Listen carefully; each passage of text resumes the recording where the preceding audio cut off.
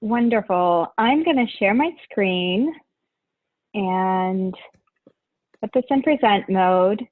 I'm going to just check in right now, see if you guys see what I see, which is my first slide. Everything look good? Okay, wonderful. Thank you so much for having me here today. I'm so glad to be with you all virtually to talk about something that, I don't know, some of you might think about and quite deeply and work on in a lot of ways. And for some of you, it might be sort of a newer topic. But I want to talk about sustainable environment and human systems, and especially the decision-making aspect. And I'm going to use a couple of examples, both related to climate change and the environment, to highlight this. But I'd be remiss if I didn't highlight what is so unique about the University of Minnesota's Institute on the Environment, which is the whole reason why I moved here from the Washington, D.C. area about a year and a half ago to become part of the community.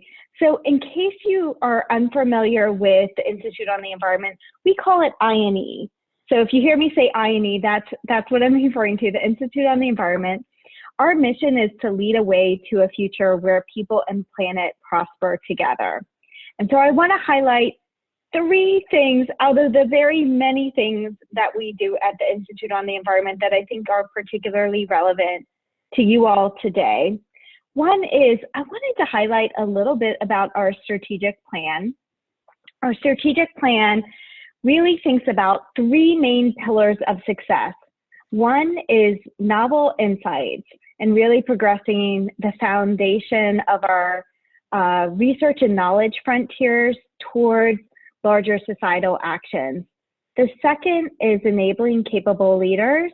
And the third is innovative storytelling.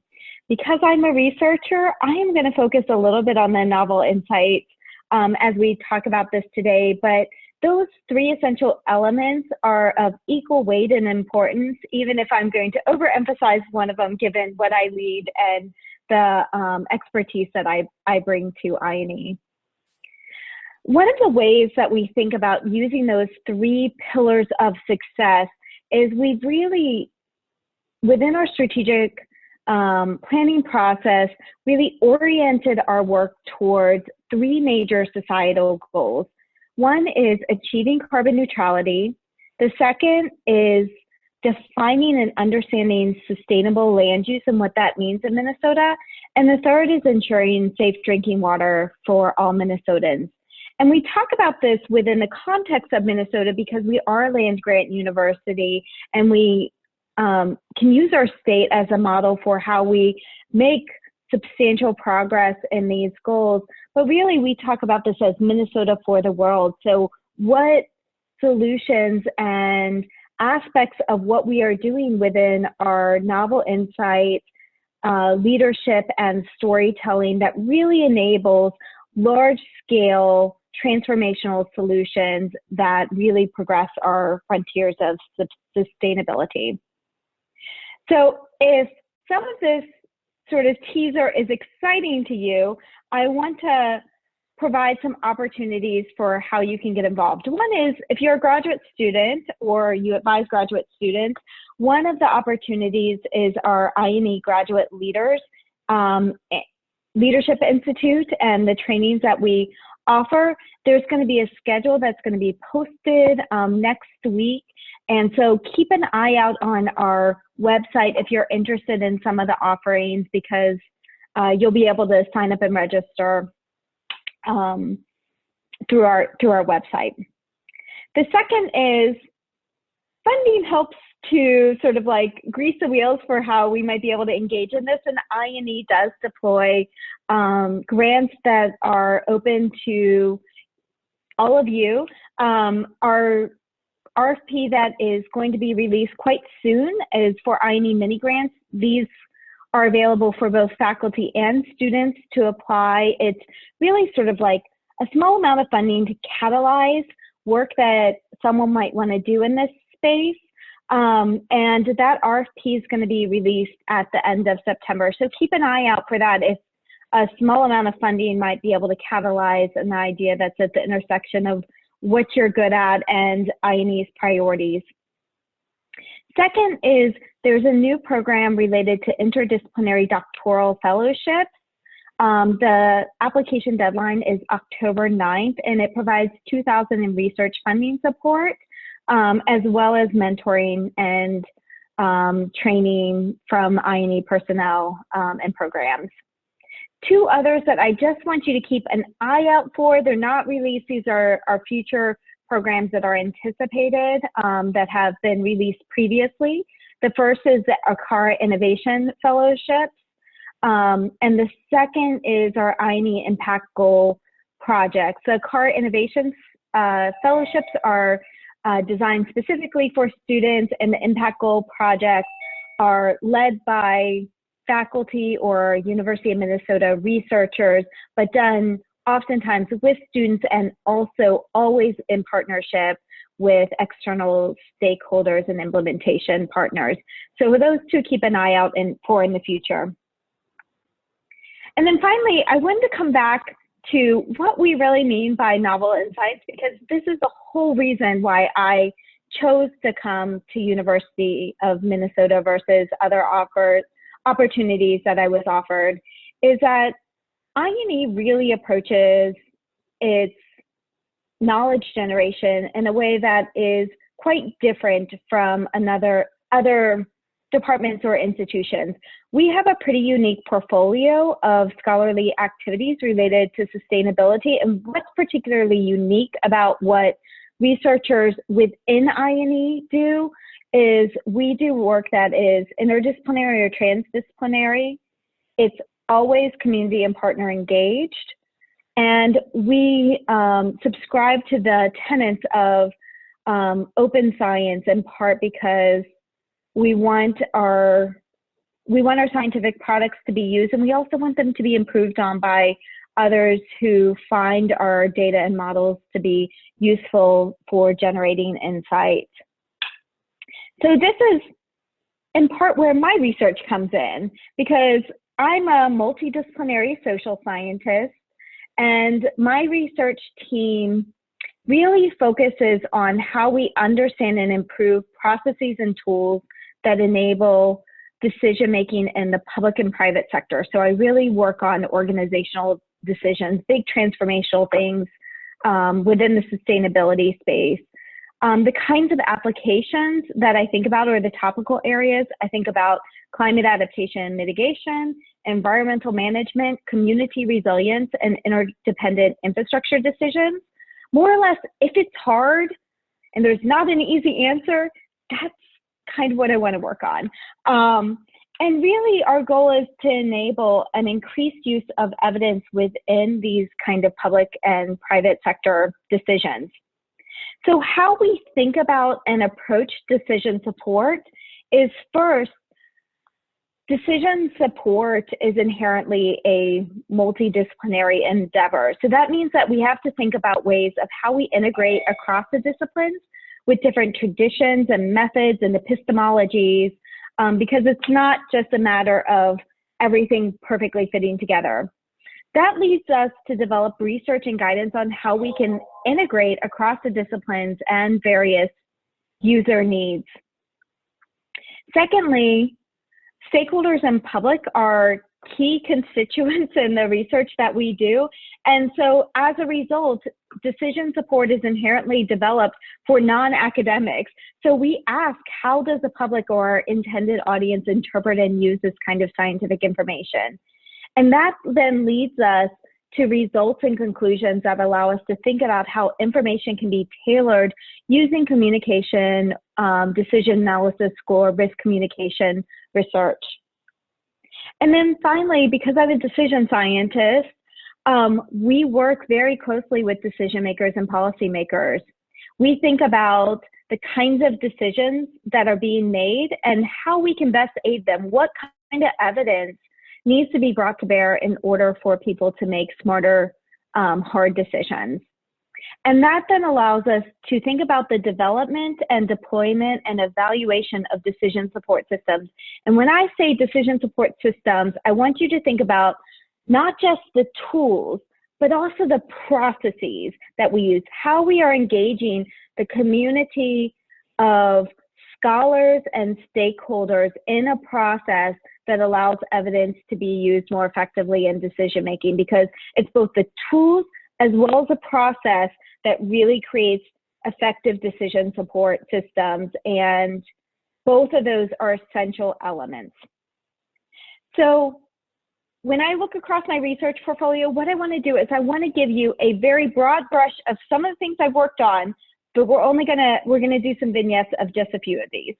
So first, because I worked in the Washington, D.C. area with the federal government for a number of years, I want to talk about a decade-long process related to the National Climate Assessment and development of participatory-based indicators. I've done work thinking about environmental standards and the non-market benefits of nutrient reduction, which sort of combines both decision analytic as well as economic approaches with environmental models in some pretty novel ways. I've done a number of studies related to multi-criteria trade-offs for large-scale restoration, both for stream restoration as well as large-scale land building in the Mississippi River Delta region. I currently have a project looking at how we increase resilience of interdependent gray-green and human infrastructure. I've done some very theoretical work related to debiasing expert probability assessments. And then two other things that I would like to get to talking to you about. One is improving the understandability of indicators and forecasts. And the next is an area of research called ecological forecasting that I want to provide a bit of a teaser on. So first, what I'd like to do is focus a longer vignette on this decades-long research related to indicators before concluding with some work that I've done on ecological forecasting. So first, this work began literally a decade ago in 2010 with the third U.S. National Climate Assessment. And the goal of this was, at the time, the climate assessments were done in a way that was not building a sustained process. And so you almost had to, like, after you finished one report, you were almost restarting from the beginning. And one of the things that came out as a key recommendation of the third U.S. National Climate Assessment, which is like the IPCC for the U.S., is that there should be some sustained assessment capabilities that are embedded as part of every U.S. National Climate Assessment. So we're not restarting every single time. Instead, what we're doing is we're continuing to build on not just our scientific basis, but a couple of our core capabilities. And those are engagement of our partners in our stakeholder base. There were key ones related to scenarios and climate modeling. And then there was one that I led related to developing a climate indicator system.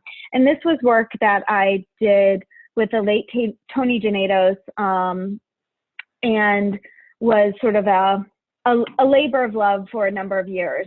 And what we talked about in terms of a climate indicator system was really moving beyond the physical climate system and really thinking about a system of physical, ecological, and societal indicators that could communicate and inform decisions about key aspects of climate changes, impacts, vulnerabilities, and preparedness. This was really putting a much stronger emphasis on multi-stressor indicators in sectors and systems of concern, as well as eventually being able to have indicators that would help us to understand how effective our adaptation and mitigation responses really are.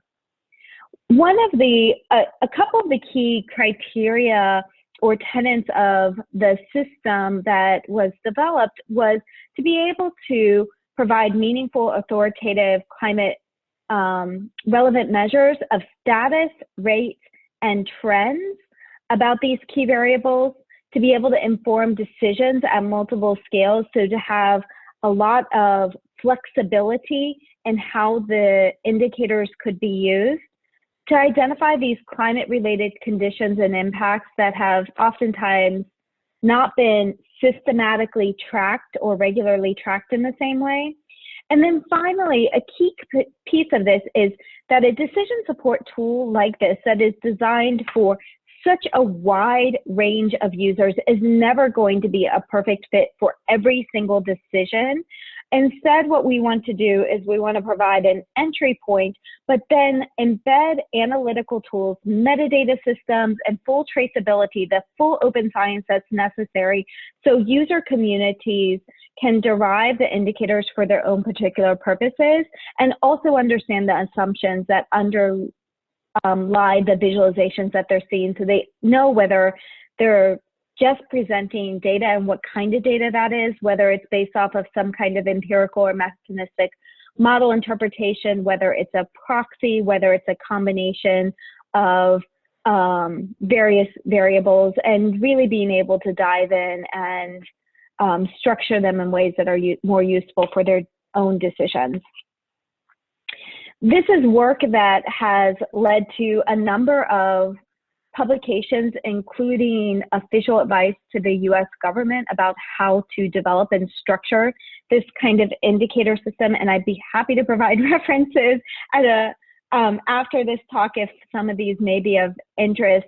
Of particular note, we are in the process of finalizing the special issue of climatic change that puts the final stamp on this line of work and builds off of things that we have done, such as advocating in Frontiers in Ecology and the Environment for a US-based system to better track climate impacts, describing the process that was used to generate these indicators, which involved over 200 experts from federal, state, NGO, private sector, and academic communities, all coming together on 14 different topical areas and teams in order to develop a set of recommendations that would give representation to those areas.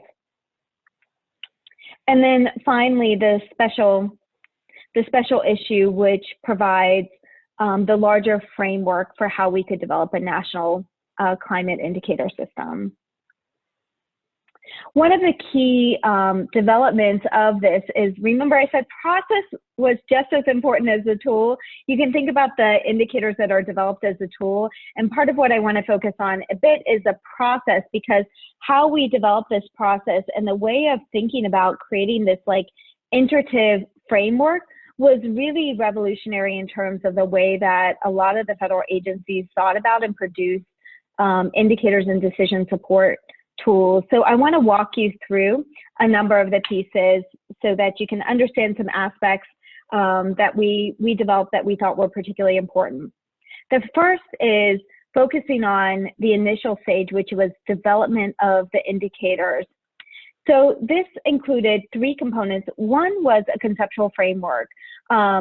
When developing indicators, I think it's really important that we don't let just the data and what information is available drive what kinds of indicators are included. We then oftentimes miss really key pieces that mean that we're not measuring exactly what we care about. And so for indicators like this, where we're attempting to understand larger system dynamics, one of the things that we did was we actually deployed a conceptual modeling approach in order to describe the key components and relationships amongst those components that were important to include in an indicator system like this.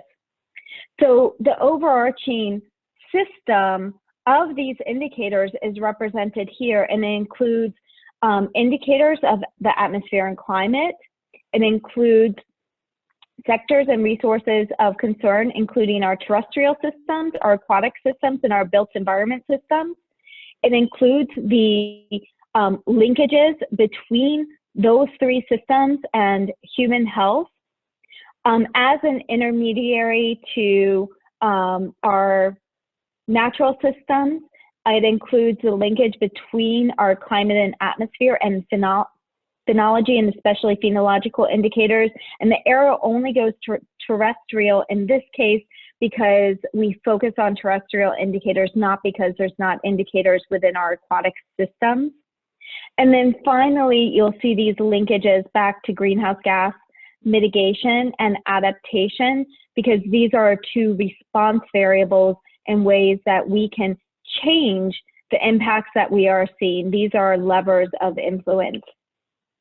Within each of this, you recognize for a sector like agriculture or a system like oceans and coasts, there is a lot of nuance that's embedded in there.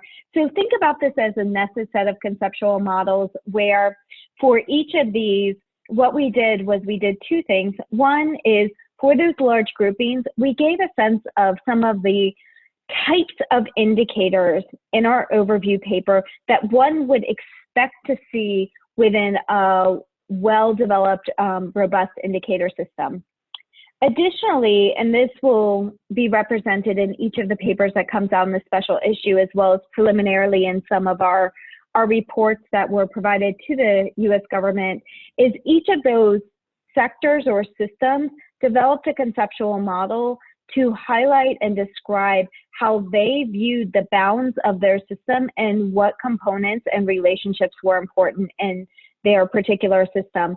These conceptual models then helped us to map indicators to those boxes and arrows and identify where there were gaps in our data and modeling that were not met. So we could be really clear about what we could describe well and what is missing from our broader systems understanding.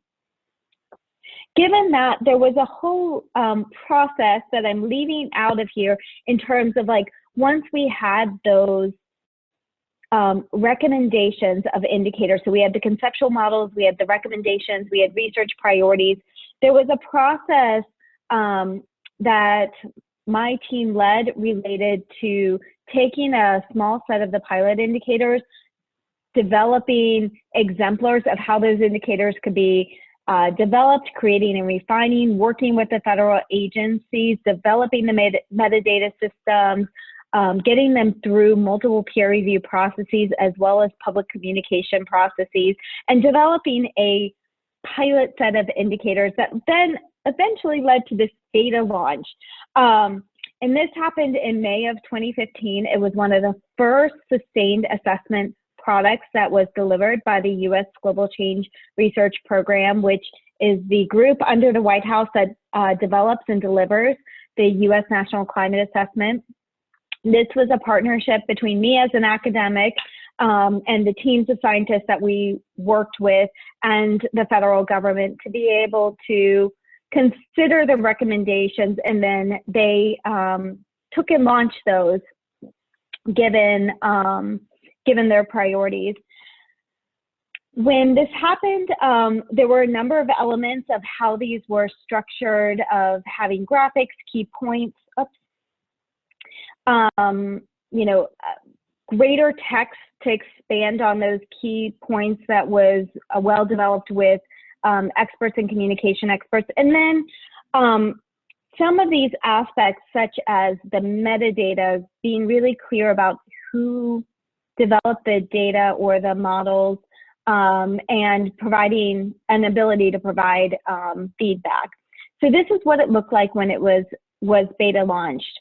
As part of this process, we also developed some pilot indicators, such as the changes in the confirmed cases of Lyme disease by county, where we were mapping both the geographic range extent for habitat that could carry the tick that has Lyme disease, as well as county public record, so that we could use this as a prototype that was developed with CDC of what an indicator like this could look like.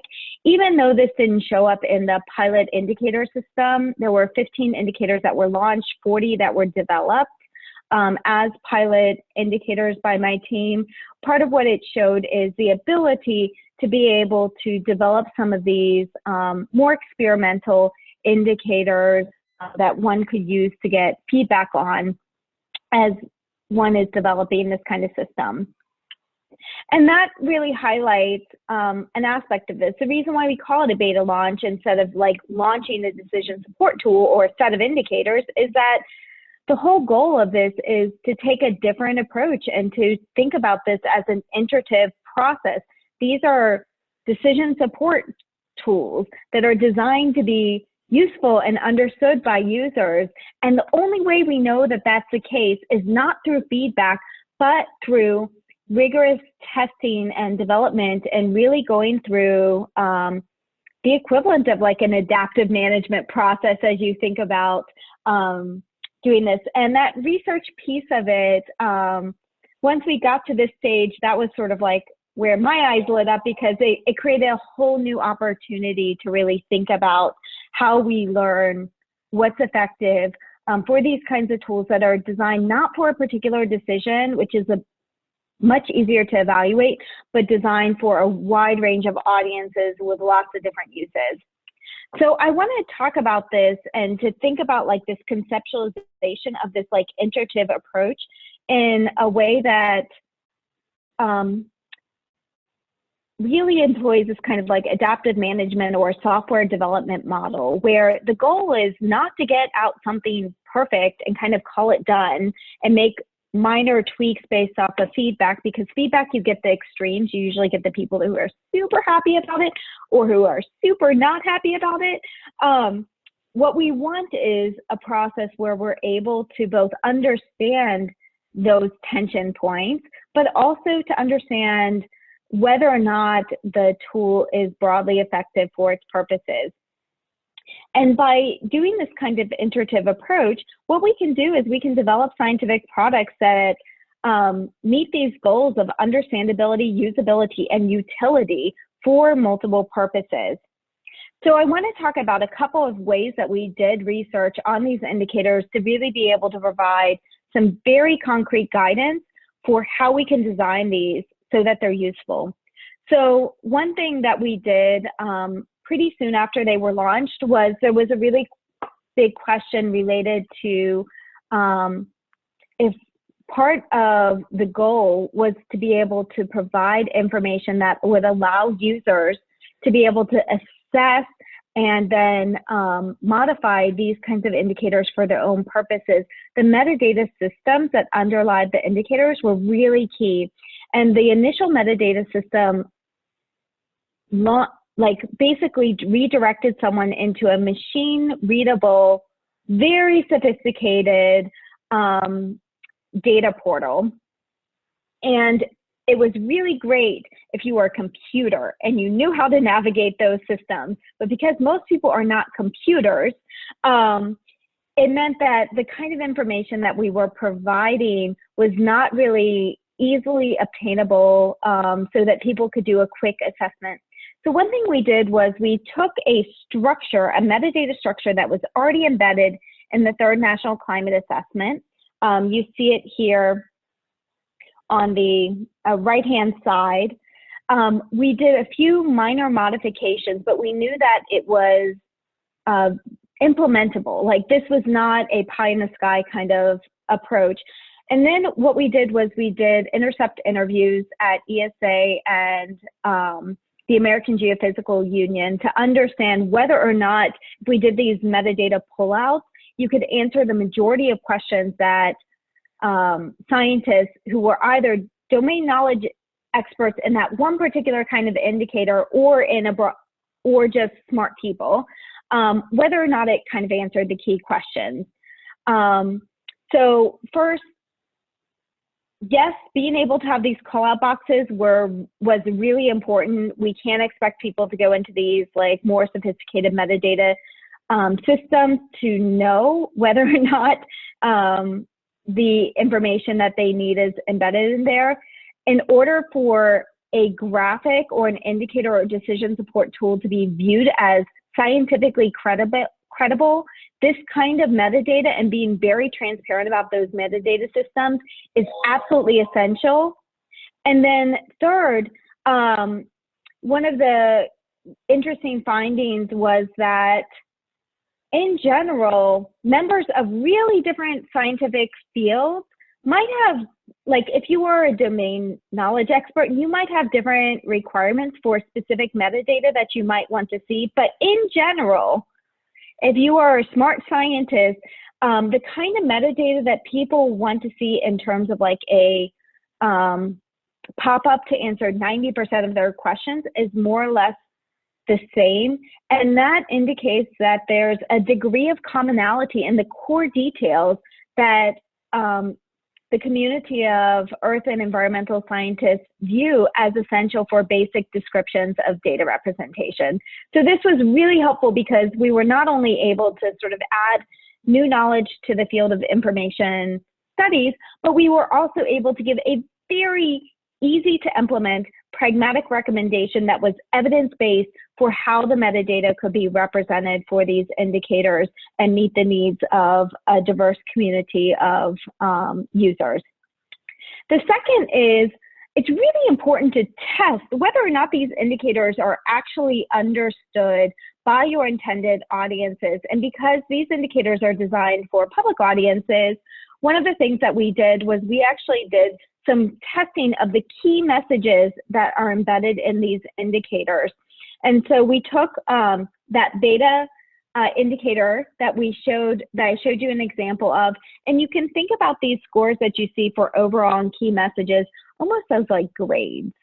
And for some of our indicators for public audiences, so these are audiences who are not scientists, but who are, you know, usually high school or college educated Americans. So it was US focused. What we find is there's a set of these indicators that perform quite well in terms of communication. And then there's a set of them, such as the two that are indicated off to the side here, that perform quite poorly. So given this quick analysis of like whether or not people were able to broadly understand both the concept as well as the key message, what we were able to do was then use a diagnostic tool to identify what aspects of an image were particularly challenging for an audience to understand, and then tease apart different visualization interventions one could deploy in order to understand whether or not that improved the understandability of an indicator. So here's an example from the third US National Climate Assessment that is a key graphic that showed up in the Washington Post and I think New York Times, and sort of was plastered around as one of our key graphics.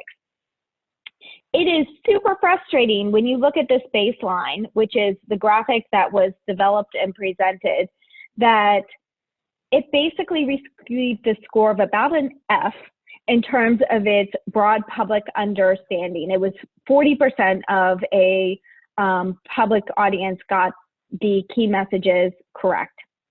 If you then think about two pieces of information that this is trying to articulate, one is the spatial heterogeneity, and one is like the temporal trends. One of the things that you can do is you can start aggregating so that the patterns are easier to see. So one approach is removing the time series and developing a single descriptor of what the time series states. So an increase in 1.8 degrees Fahrenheit over the period of record. One is aggregating the across the space, the particular region of interest, and the second is combining both of those approaches. If you combine both of the approaches in terms of spatial and temporal aggregation for this key message, basically you can have a jump of about 40% that's statistically significant in terms of how the public broadly understands the key message that you are trying to relay as one of the most important things from the assessment. This really indicates for some of these graphics and some of these indicators, testing them when they are so critically important to communicating what is an important message is really essential, because our feedback is not an effective mechanism of whether or not how we are visually communicating these graphics is correct. This kind of research, this kind of control versus treatment testing of visual communications and indicators has been applied to NOAA's climate outlooks or temperature and precipitation forecasts. We developed a pretty sophisticated method to be able to take the graphics that they have previously produced and develop a synergistic way of presenting that fits within NOAA's operational workflow. So you can see what the original graphics look like versus the new graphics. And this was done in collaboration with our NOAA partners. So they were at the table because we wanted to be able to develop something that is operational. And this basically provided an evidence-based way of them being able to consider modifications to graphics that have been 30-year legacies and how they would want to change them. That has led to work that we're currently doing with USGS on thinking about the visual representation of their Water Watches products, where we are working with and have interviewed their producers and users, as well as then thought about like what, and are in the process of launching a survey this month to test a new visualization approach for Water Watch, Groundwater Watch, and Water Quality Watch that would be able to better communicate with a greater diversity of USGS Watches users. So in general, this whole approach that we did for indicators, it not just led to peer-reviewed publications, but the indicator system, it might not be implemented with like the full robustness that I really wanted to see, given the recommendations that my 200 colleagues and I put forward. But the indicators are continuing, and they're being carried on by the U.S. Global Change Research Program and its 13 departments and agencies, and showed up in the 4th National Climate Assessment as a continuation of this kind of sustained assessment product. And this is a graphic of what is currently represented there. And that's really exciting to see. And we're hoping that they continue to build out indicators, especially some of these multi-stressor indicators that I think are really key to being able to understand our climate changes. So with that, I want to give a teaser, because like one of the things that we've talked about thus far is like a whole set of indicators that have largely been describing past or current conditions. And I think when we think about decisions, decisions are all about the future. And so in order to think about how we inform decision-making, one of the things that we have to think about is how we are predicting the future. And one of the frontiers of research that I've been heavily involved with over the past few years of research focus on ecological forecasting. And this is launched through the Ecological Forecasting Initiative. We put forward a paper in PNAS that describes the need for near-term verifiable ecological forecasting.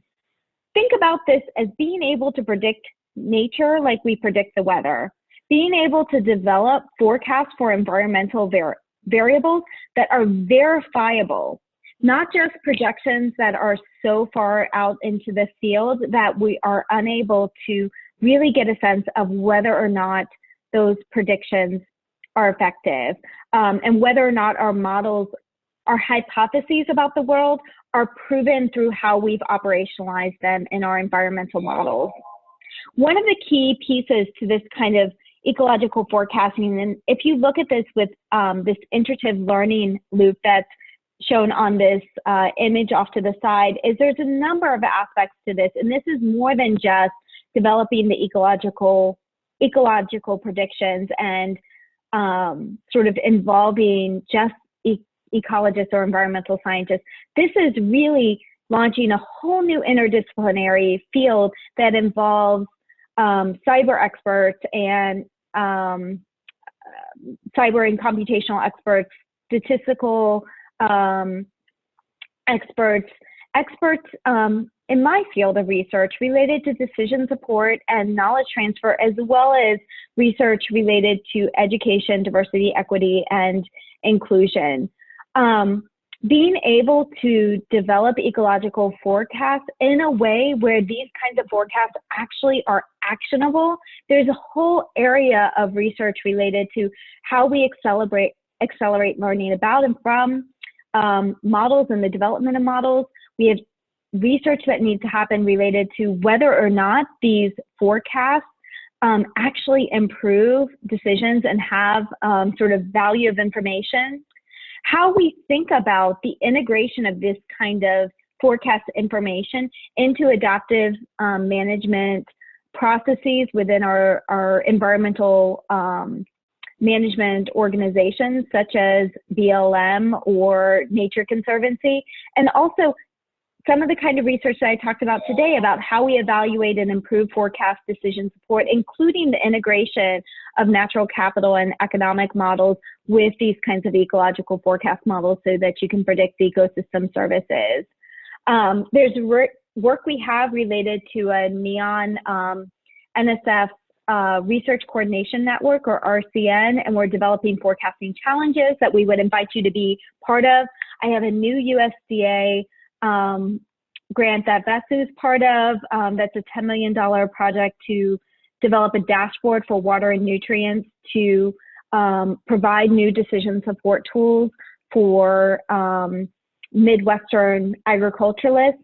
And there's opportunities for you to be involved in work groups if you want to join our Ecological Forecasting Initiative community. It's really a grassroots community of people who want to think about like how we develop the interdisciplinary field of ecology into a predictive science.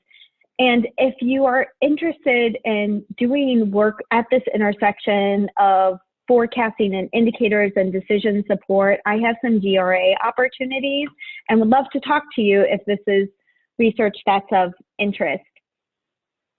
And so with that, sort of when we think about the decision support system, I think the big thing that I want you to take away from this is that decisions involve a wide range of contexts. And when we talk about decision support, it's not just the tools like scenario planning and modeling and indicators and these visualizations and things that are very sort of concrete ways that we are presenting and communicating science. It's also the processes of how we engage people, both scientists as well as stakeholders, to be able to understand, like, what are we actually developing together? What does this co-production look like? All of the projects that I have described, from ecological forecasting through the indicators, through the work with NOAA and USGS, all of these are projects that have been done in collaboration with our implementation partners and our stakeholders, because if we want our research to be used, we need to be working from the very beginning with the people who care about and want to use the science. And that's because we want this kind of research to eventually lead to effective decision making. We want to strengthen and build trust among participants and partners. We want to be able to develop understanding about problems, objectives, and different solutions and pathways. Even if we disagree on what the right approach should be, we want an understanding of what people's values are, the science that's involved, and then the risk and constraints that are associated with it. And so that's the work that we're doing that's at the intersection of, you know, this multidisciplinary work with stakeholders in the public and with the decision makers and policymakers in order to have actionable information that really advances very difficult sustainability decisions.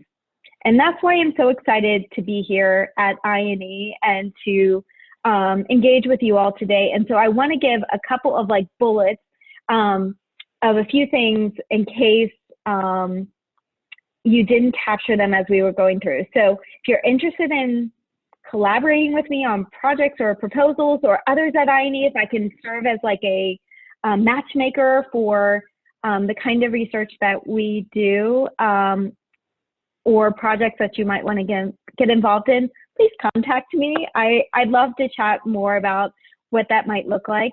If you're interested in INE's strategic plan, I have a link here, but the big URL that you need to remember is environment.umn.edu. That's where you'll find all of the things that are highlighted here. The graduate skill building training opportunities, keep an eye out on INE's website next week. Those should be released. The schedule for this academic year should be released next week. And then secondly, keep an eye out for our funding opportunities. The Interdisciplinary Doctoral Fellowships call is up right now, but our mini grants will be released at the end of September, and there's also going to be future announcements for you to be able to seek funding from INE beyond some of the collaborations that we might do together. And with that, thank you so much for having me here today. I would welcome any questions that you might have. Thank you, Dr. Kenney. It was a great presentation, very informative. So now we open up the floor for questions. Any questions? Any questions from students? LAAS 8128 students. You can also type them in the chat if you prefer. Yeah.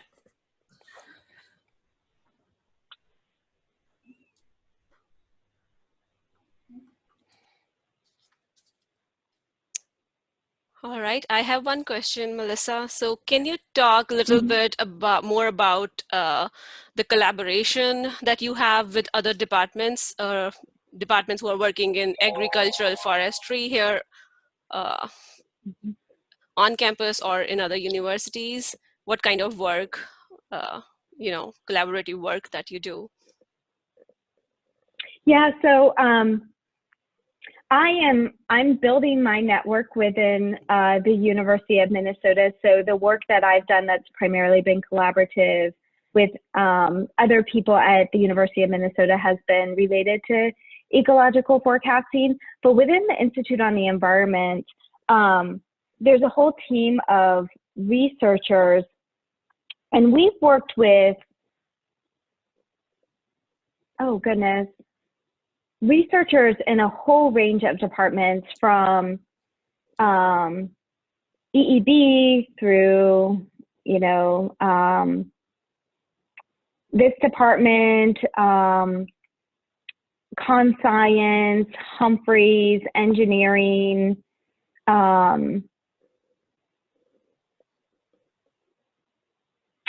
pediatrics. I am totally forgetting some. I mean, the interesting thing about the Institute on the Environment is we span 5 different campuses across the University of Minnesota system, and there's sort of, we have researchers who are embedded at 2 different levels. One is we have a whole community of affiliates, and this is about 175 or so scholars who are within the University of Minnesota or within partner organizations to the Institute on the Environment, where they're conducting research that's in alignment with our sustainability goals. Then when I talk about like researchers within the university, like within INE, this is the team of truly interdisciplinary scholars who do work on Natural Capital Project, Foods Cubed, which is supply chain modeling for agricultural systems, a whole set of research related to climate and crop production and the implications within our global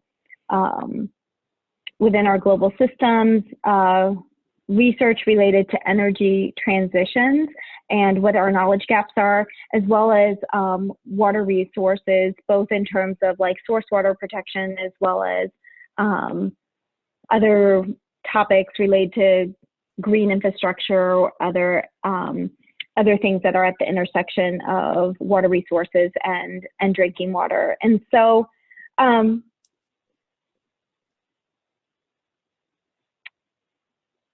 there's not like a sort of one size fits all. I think the unique thing about how we approach this kind of research is these kinds of sustainability challenges are really hard. it's not within the domain of one single disciplinary field. And so it takes a set of scholars who are interested in coming together and bringing their talents and skills to bear with a team of scientists and stakeholders to really think about the kind of work that we want to do together to break down barriers towards making progress in climate change, adaptation, drinking water, and how we sustainably manage our lands and our environment. Exactly, and the grant that you just got, the USDA one, I think that's one good example of how this collaboration of agriculture and the decision support would work. Yeah, that's a really fun grant because you're involved in that, Vasu, and the work related to that grant. There's sort of three main pillars. There's sort of a science team, there's a education team, and there's an extension team. And I lead the extension team, and that means that I get to work with experts like Vasu and think about how we develop the work and research and partnerships that are needed to bring new predictive science onto the field, and whether or not those predictions actually make a difference. I mean, that's one kind of question that we don't ask sometimes with our science, is how much it matters. And I think that's actually a really important question, because if part of what we're trying to do is we're trying to think about like how evidence can improve decisions, part of what we need to understand is when and to the degree to which evidence actually does influence those decisions, because decisions are made up of three components. They're made up of evidence, uncertain scientific evidence. That is a key component of a decision. But the reason why we don't agree on this, even if we agree on the science, we don't always agree on the solution, is because in addition to evidence and whatever constraints there might be, either policy or environmental, values, what we care about and how much we care about various goals or objectives, that is based off of, individual or organizational priorities. And that means that even if we agree on all of the other things, we agree on the problem, we agree on the science, and we agree on what the constraints are, if there's more than one solution that's needed, that is possible in order to lead to a particular outcome, there can be very strong feelings of what that ideal solution is, because that's the piece of decision making that's completely outside of the realm of science and academia. And that's in part why we have our implementation partners, because we're not the people who are making the decisions and getting the decisions into practice. We're the ones that are helping others to make sure that they have the best science that they're using in order to make those choices. Yep. All right. Okay, there is one question from Luis. With this being a tough year for most of us and everything that is going on globally right now, is there a part of your research or a topic that you are planning to focus on in the near future?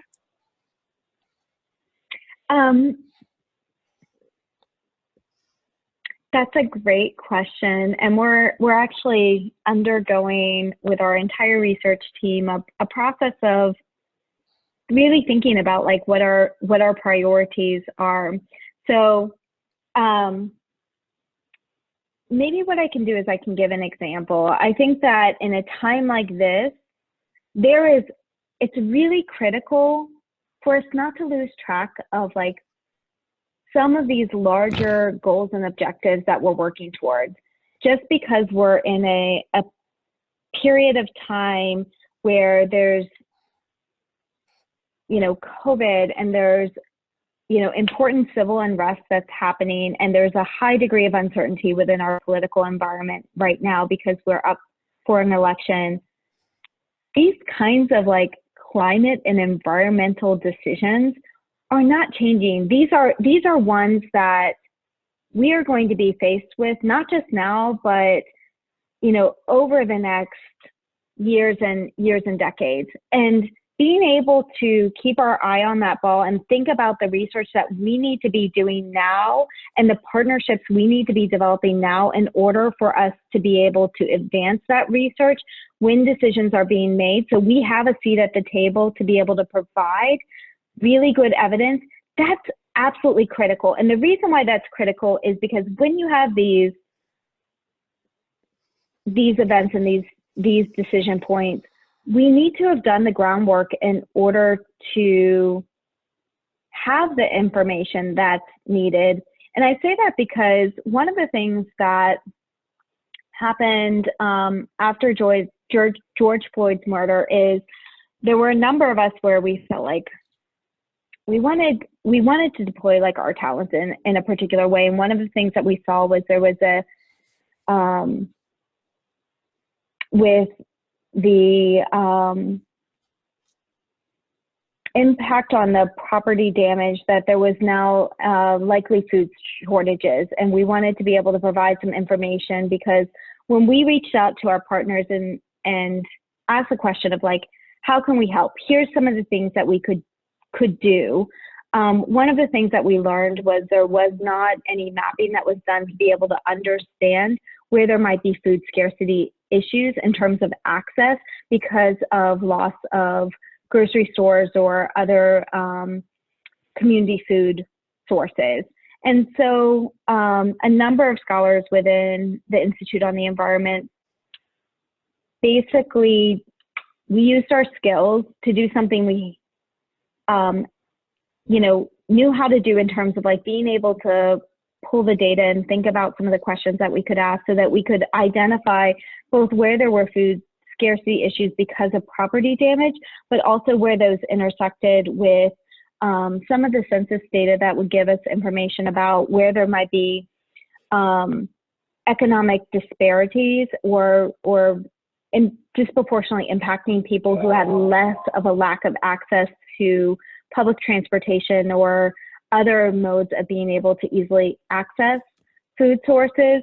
And we worked with a number of NGOs as well as the city of Minneapolis to be able to provide the information that they needed in a form that was needed so that they could make decisions about where to think about pop-up shops or coordination. And some of that work is still continuing as they have requests and that we can provide them, but that's sort of an example of where we saw a need and sort of at this moment in time chose to do some research that we thought would be helpful in the moment to help a number of our partners make some important decisions, even though it might be outside of what we have been directly working on.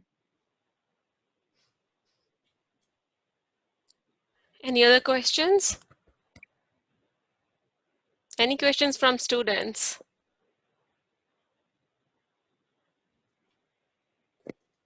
All right, if we don't have any questions, I would like to thank you, Dr. Melissa Kenney. It's a great presentation. Thank you so much. For everyone, we'll be seeing all of you next week at the same time, 3:30. We have our next seminar scheduled on Wednesday next week. All right, thank you so much. Thank you so much. Thank you all. It's so good to see you all.